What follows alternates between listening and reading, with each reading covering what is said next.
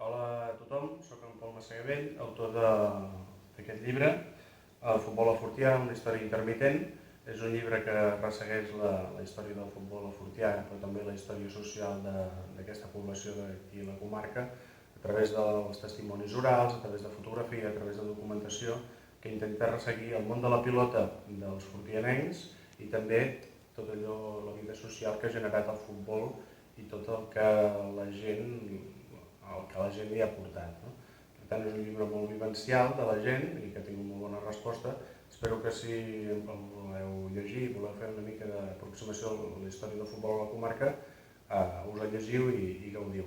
A més, el meu company Gep Barris també us farà una mica de ressenya, però també us presento i us animo a llegir Les roses desapareguda, un llibre que val molt la pena, amb fotografies, moltes d'elles inèdites de les roses del segle XX.